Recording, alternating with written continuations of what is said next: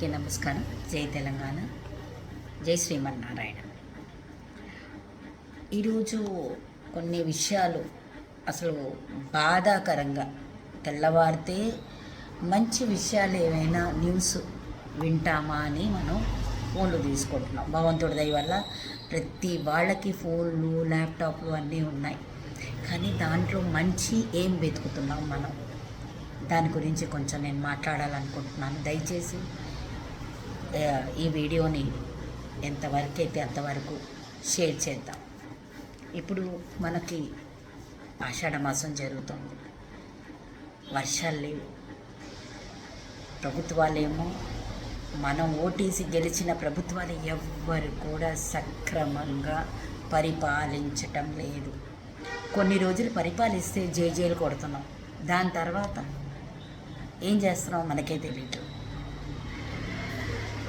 మొన్న ఒక న్యూస్లో ఒక పిల్లని 13 ఏళ్ల పిల్ల గురించి న్యూస్ అందరు వినే ఉంటారు. దాని గురించి నేను చెప్పాలనుకోవట్లేదండి, ఎందుకంటే చెప్పేంత ధైర్యం కూడా నాకు సరిపోవట్లేదు.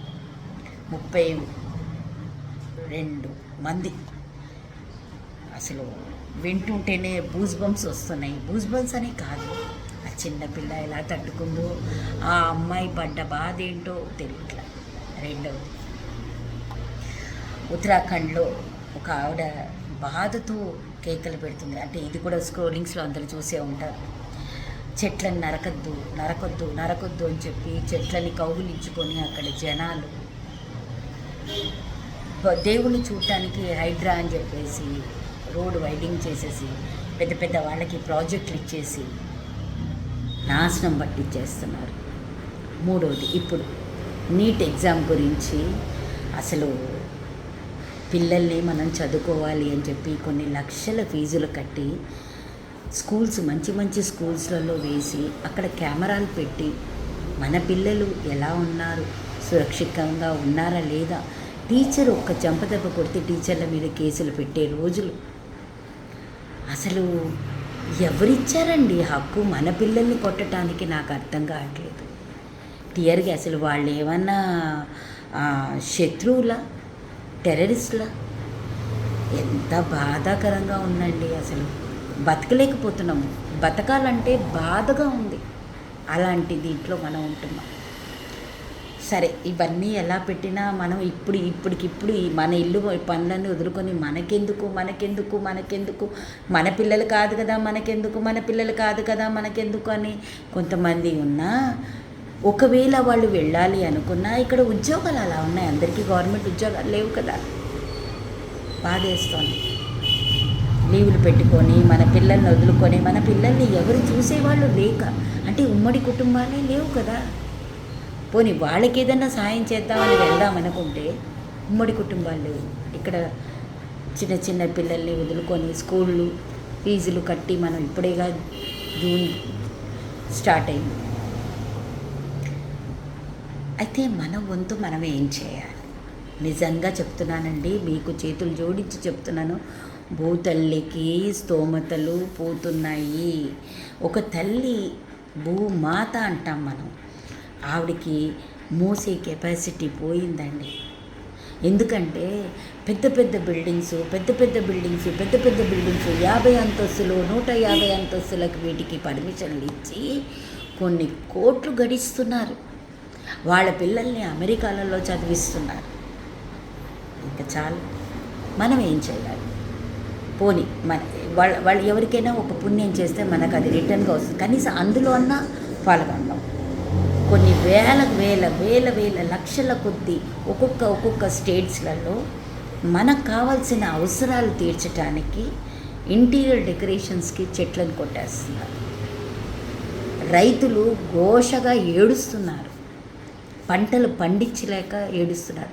ఈరోజు ఈ రైతు ఏం చేస్తున్నాడు? నేను రైతు పని చేశాను, మట్టిలో కష్టపడ్డాను, నా పిల్లలు అలాంటి పనులు వద్దని చెప్పి వాళ్ళు కొంతమంది అమెరికా పంపించారు. కొంతమంది అంటే రైతు వృత్తి, రైతు ఇంకోటి చేయటం, వాళ్ళ వంశీకులు వాళ్ళు చేయటం మానేశారు.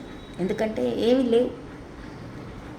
అంటే ఇంకా ముందు ముందుకి మందులు చెల్లిన కూరగాయలు మందులు చెల్లిన పండ్లని మనం తింటూ మనం ఇంకా అనారోగ్యంగా పాడవుతున్నాం.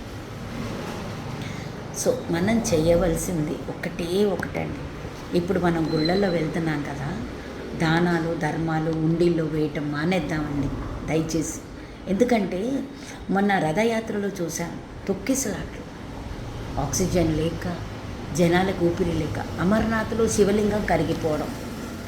అంటే ఇవన్నీ నేను చెప్పాలి, ఎక్స్ప్లెయిన్ చేయాలి అంటే స్క్రోలింగ్స్లో అందరూ ఆల్రెడీ అప్డేట్ అయిపోయారు, న్యూస్ల్లో అప్డేట్ అయిపోయారు. ఇప్పుడు మన పాయింట్, మనం ఏమి చేయాలి? ఇప్పుడు మనం ఇళ్ళల్లో మనకి పూజలు జరుగుతాయి. ఆషాఢ మాసంలో మనం అమ్మవారి దగ్గరికి వెళ్ళి వర్షాలు కురిపించాలి అని బోనాలు అర్పిస్తాము. అమ్మ తల్లి మాకు వర్షాలు రావాలి అని చెప్పేసి, రోగాలు రాకుండా ఉండాలని సాకపోస్తాం. సో దయచేసి పాపం ఎంతవరకు జంతువులని మనం హాని చేయకుండా ఉంటే అది కొంచెం మనకి తగలకుండా ఉంటుంది. రెండవది, ఇళ్ళల్లో మనం పూజలు చేసుకున్నప్పుడు ముత్తైదువులని ఇంటికి పిలుస్తాం. వాళ్ళకి బట్టలు ఉంటాయి, చీరలు ఉంటాయి, బ్లౌజ్ పీసులు ఉంటాయి, వాళ్ళు కొనుక్కుంటారు, వాళ్ళు అందంగా తయారవుతున్నారు. మనం ఏం చేయాలి? చెట్లని ఇవ్వాలి. మన వంతు మనం ఎంతవరకైతే అంతవరకు బొట్టు పెట్టి పచ్చని చెట్లని వాళ్ళకి ఇస్తే, వాళ్ళ ఇంటి దగ్గర నాటితే, అది రేపటి రోజు అది పెద్దదై వృక్షమై కొన్ని చెట్లండి 70 ఏళ్ళు, 80 ఏళ్ళు, 100 ఏళ్ళు, 150 ఏళ్ళ చెట్లు ఉన్నాయండి పూర్వంలో. అలాంటి చెట్లను కొట్టేస్తున్నారు. కాబట్టి ఆ చెట్టు బదులు ఇంకో చెట్టు నాటుదాం. దయచేసి నేను చేతులు జోడించి అడిగేది, ప్రతి మనిషి ఇంటికొచ్చి కాళ్ళకు దండం పెట్టి అడగాలనుకుంటున్నానండి. ఎందుకంటే గాలి మనకి ఫ్రీగా వస్తుంది కదా, దానికి మనం డబ్బు కట్టట్లేదు, దాని విలువ మనకి తెలియట్లేదు అని అనుకుంటున్నాను. ఇప్పుడున్న సిచ్యువేషన్స్లో సూర్యుడు వెలుగునిస్తున్నాడు, చంద్రుడు శాంతిగా చక్కగా చూస్తున్నాడు.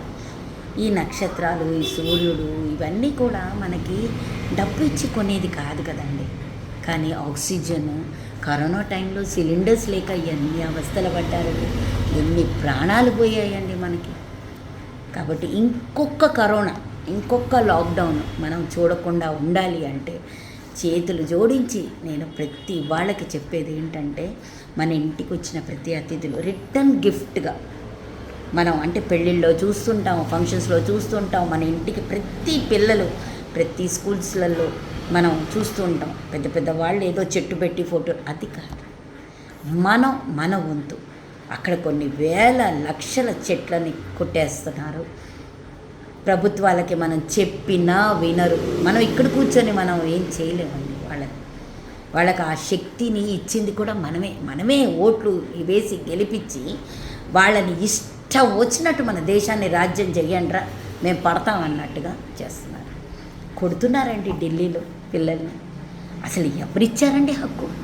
ఆ కొట్టేవాడికి పిల్లలు లేరా? పోలీసు నా కొడుకులకి పిల్లలు లేరా? ఉన్నారు.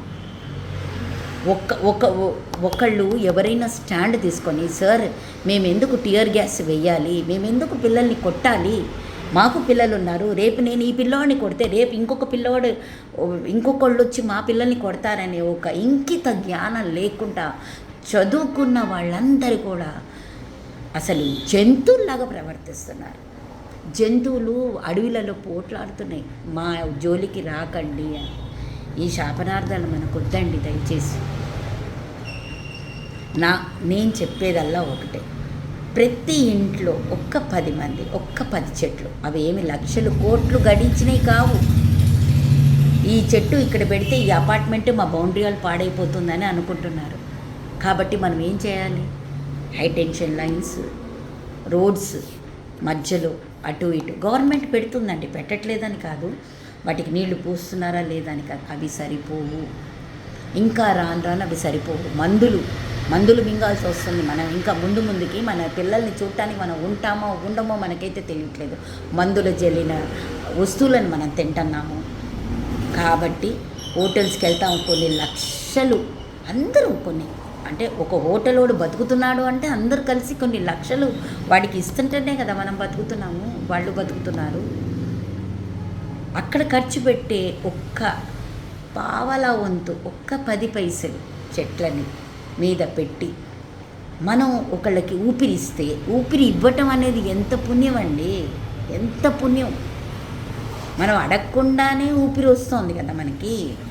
ఆక్సిజన్స్ లెవెల్స్ లేక ఇక్కడి నుంచి కార్లు వేసుకొని ఎంతో దూరాన వెళ్ళి పార్కులలో వాకింగ్లు చేస్తున్నారు కదా. అదేదో మన ఇంటి చుట్టుపక్కల, మన ఇంటి దగ్గర కొన్ని చెట్లని ఎట్టి పరిస్థితిలో ఇంకా నాటాలి.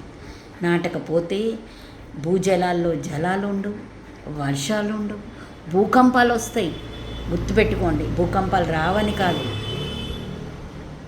అవి వస్తే జనాలు ఏమైపోతారో తెలియదు. ఆల్రెడీ వచ్చి చనిపోయేవాళ్ళు చాలామందిని చూస్తున్నాం.